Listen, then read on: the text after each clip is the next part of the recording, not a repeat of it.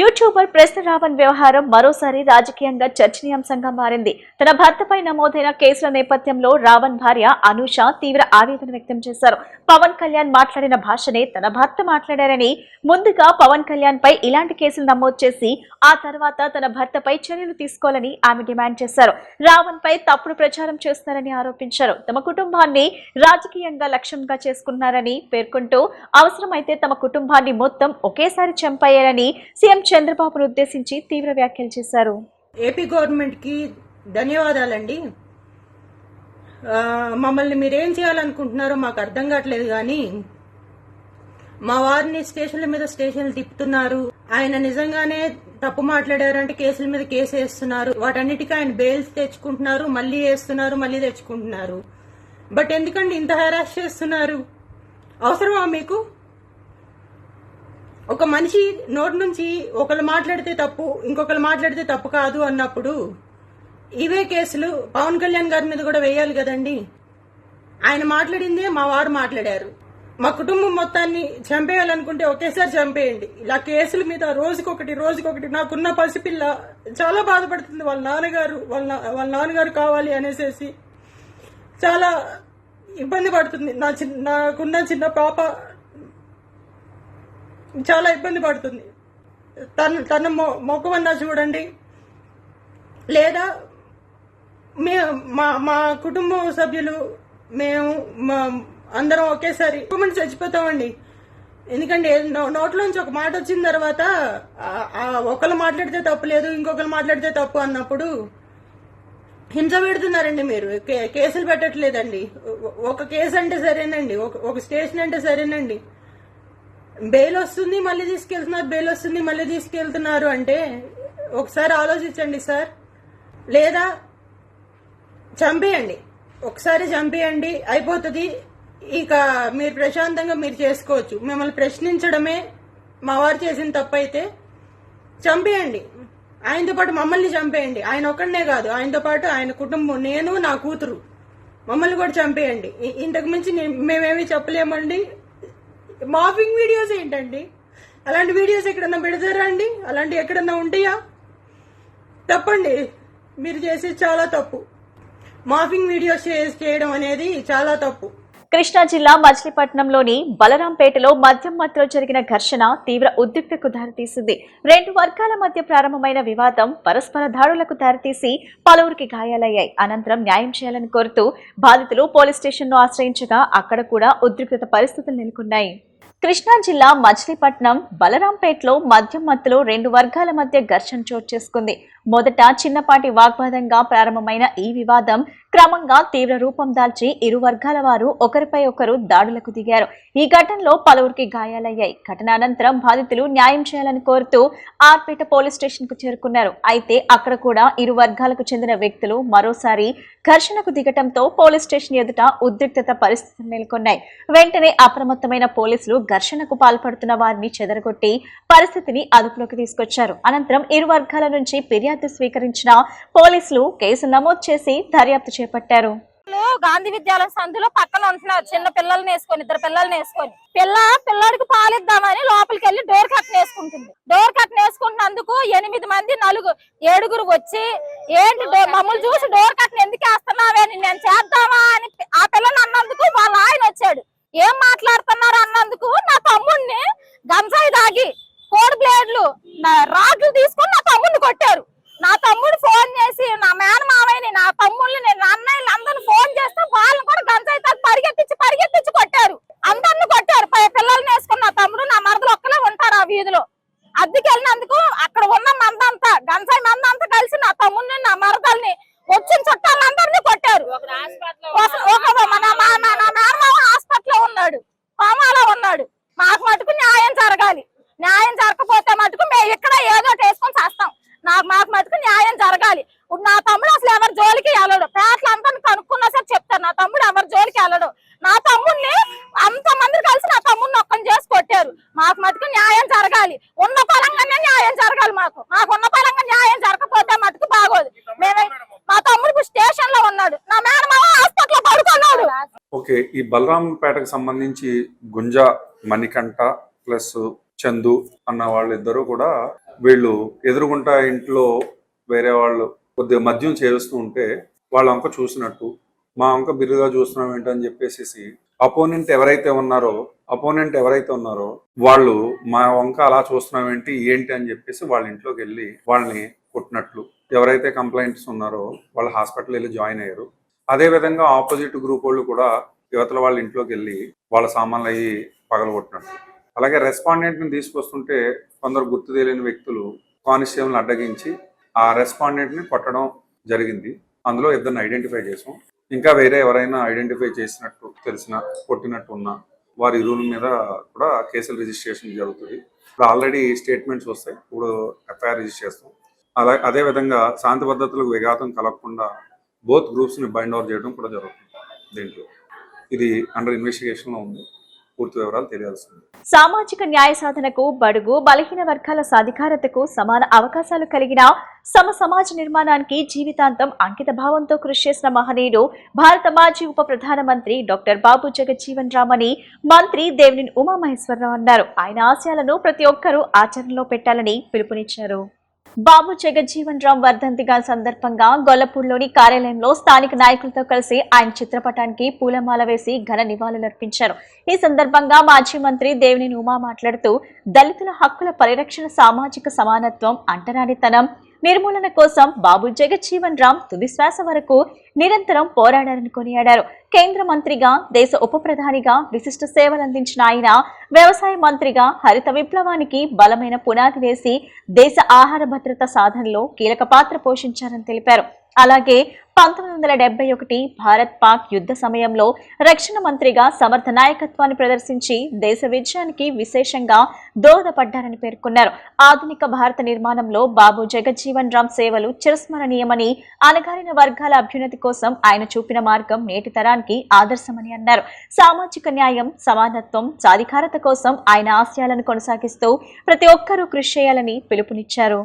స్వతంత్ర సమరయోధుడిగా చిన్న వయసులోనే చదువుకునే సమయంలో ఎంతో వివక్షను ఎదుర్కొని కష్టపడి పేద కుటుంబంలో పుట్టి దేశంలో అత్యున్నతమైన డిప్యూటీ ప్రధానమంత్రిగా 4 దశాబ్దాల పైగా పార్లమెంటేరియన్గా స్వతంత్రం రాకముందే 1937లోనే బీహార్ శాసనసభకు ఎన్నికై ఆనాటి ప్రధానమంత్రి మొదటి క్యాబినెట్లో మంత్రిగా పనిచేసి ఆయన కేంద్రంలో పనిచేయని శాఖ లేదు. రక్షణ శాఖ మంత్రిగా, ఆహార శాఖ మంత్రిగా, కమ్యూనికేషన్ శాఖ మంత్రిగా, వ్యవసాయ శాఖ మంత్రిగా, కమ్యూనికేషన్ శాఖ మంత్రిగా, ఎన్నో శాఖల్లో కార్మిక శాఖ మంత్రిగా, డిప్యూటీ ప్రధానమంత్రిగా ఆయన ఎన్నో పదవులను అలంకరించారు. డాక్టర్ బిఆర్ అంబేద్కర్ గారి నాయకత్వంలో రాజ్యాంగ నిర్మాణం జరిగితే బాబు జగజ్జీవన్ రామ్ గారి నాయకత్వంలో కేంద్ర ప్రభుత్వం ఆ రాజ్యాంగ ఫలాల్ని ప్రభుత్వాలు ఆచరించే విధంగా, చట్టాలు అమలయ్యే విధంగా రాజ్యాంగ స్ఫూర్తిని కాపాడిన గొప్ప నాయకుడు బాబు జగజ్జీవన్ రామ్ గారు. ఆయన తీసుకున్న సంస్కరణలు కూడా ఎంతో హరిత విప్లవం. మరి ఆ రోజు 1971లో వచ్చిన యుద్ధంలో ఆయన రక్షణ శాఖ మంత్రిగా పనిచేయటం, అట్లాగే ఎన్నో సామాజిక రుగ్మతలు కావచ్చు, సమాజంలో ఉన్న పేద వర్గాలు, దళిత వర్గాలకి న్యాయం జరగడంలో ఆయన ముందుండి మరి కార్యరూపం దాల్చే విధంగా ఆయన కేంద్ర రాష్ట్ర ప్రభుత్వాల మీద స్ఫూర్తినిచ్చిన నాయకుడు. మరి ఆ రోజు జనతా ప్రభుత్వం ఏర్పడినప్పుడు డిప్యూటీ ప్రధానమంత్రిగా, రక్షణ శాఖ మంత్రిగా జయప్రకాష్ నారాయణ గారితో కూడా కలిసి పనిచేసిన గొప్ప నాయకుడు జగజ్జీవన్ రామ్ గారు. బాబుజీని అందరూ ప్రేమతో పిలుస్తారు. మరి ప్రజాస్వామ్య పరిరక్షణ కోసం ఆ రోజు మరి ఆయన బయటకు వచ్చి జనతా ప్రభుత్వం ఏర్పాటు అవడంలో కూడా కీలక పాత్ర పోషించారు. ఆక్వా రైతుల సమస్యలపై పోరాటాన్ని మరింత ఉధృతం చేస్తూ మాజీ ముఖ్యమంత్రి వైఎస్ జగన్ ఈ నెల 15న పశ్చిమ గోదావరి జిల్లా భీమవరంలో పర్యటిస్తున్నట్లు మాజీ ఎమ్మెల్యే ముదునూరి ప్రసాద్ రాజ్ ప్రకటించారు. ఆక్వా రైతులతో ముఖాముఖి సమావేశం నిర్వహించి వారి సమస్యలను నేరుగా తెలుసుకోనున్నట్లు వెల్లడించారు. కూటమి ప్రభుత్వ హయాంలో ఫీడ్ ధరలు పెరగటం, రొయ్యల ధరలు పడిపోవడంతో ఆక్వా రంగం తీవ్ర సంక్షోభంలోకి వెళ్లిందని ఆరోపించిన ఆయన ఆక్వా రైతులకు న్యాయం జరిగే వరకు వైసీపీ వారి పక్షాన పోరాడుతుందని స్పష్టం చేశారు.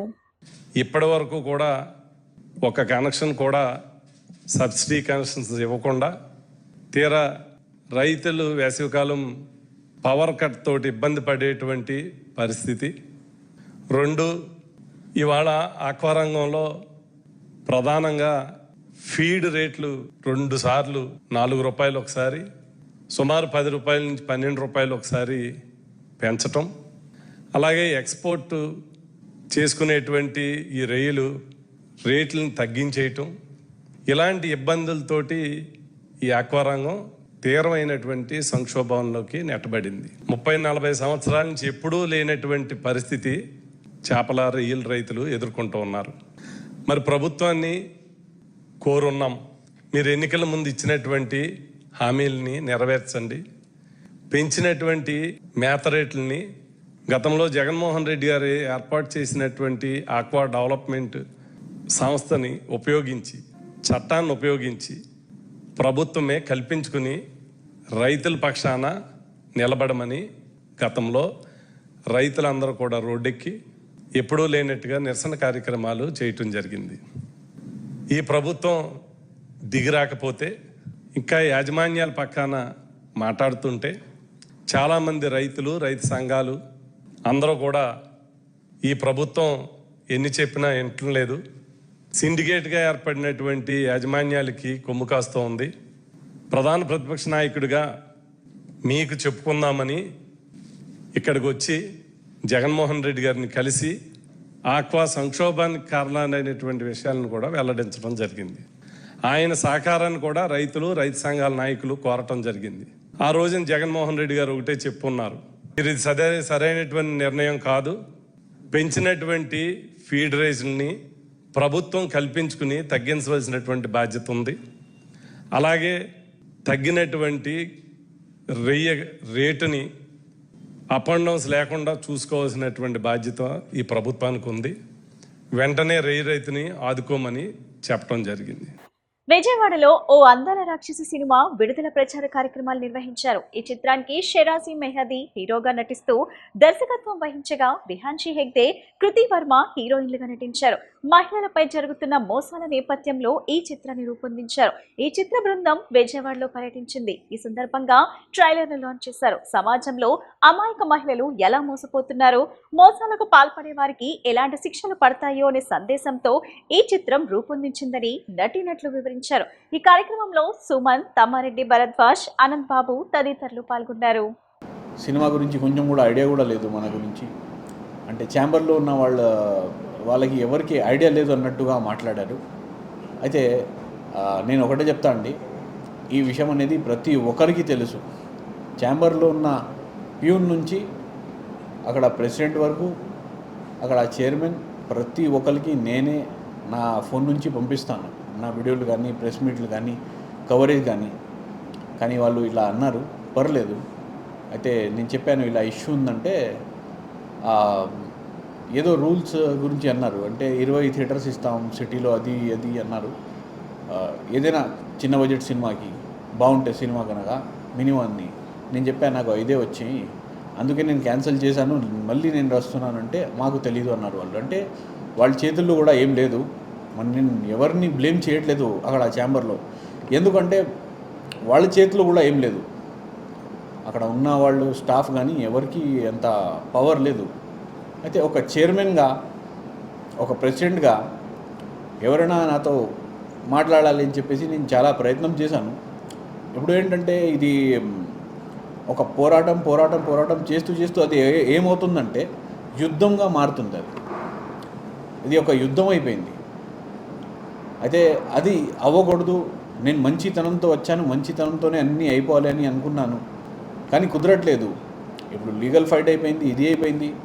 ఇప్పుడు ఏంటంటే ఒకరు కాదు 100 మంది నాకు వెనకాల నిలబడ్డారు. అప్పుడు ఏంటంటే వాళ్ళు అంటారు మనం ఇది చేసేద్దాం అది చేసేద్దాం అంటారు, కానీ నేను ఎంత స్వీట్గా సాఫ్ట్గా వెళ్తే మంచిది అని చెప్పేసి నేను మంచిగానే వెళ్తాను. ఎందుకంటే ఇప్పుడు నాకు వెనకాల ఉన్నారు, నేను ఇది చేస్తా అది చేస్తా అంటే అవతల వాళ్ళు ఈగో హట్ అవుతుంది. మన ఎవరైతే ప్రెసిడెంట్స్ ఉన్నారో వాళ్ళకి ఈగో హట్ అవుతుంది. ఇక్కడ విషయం ఏంటంటే చిన్న బడ్జెట్ సినిమాది ఇలాంటి కాంట్రవర్సీ ఈ ప్రాబ్లమ్స్ అన్నీ కాదు, అవతల వాళ్ళది ఈగో హట్ అయింది, అందుకే ముందుకు రావట్లేదని నేను చెప్తున్నాను, డైరెక్ట్గా చెప్తున్నాను. వాళ్ళకి నేను చెప్తున్నాను, నాకు మీతో ఏం ఈగో లేదు, నాకు మీతో ఏం ప్రాబ్లం లేదు. నేను డైరెక్ట్గా సినిమా ప్రాబ్లం గురించి మాట్లాడుతున్నాను, సినిమా ప్రెస్ మీట్ గురించి నేను మాట్లాడుతున్నాను. మీరు కూడా అదే విషయంలో ముందుకు వచ్చి మాట్లాడాలి అని నేను కోరుకుంటున్నాను. వార్తలు ముగించే ముందు ముఖ్యాంశాలు మరోసారి.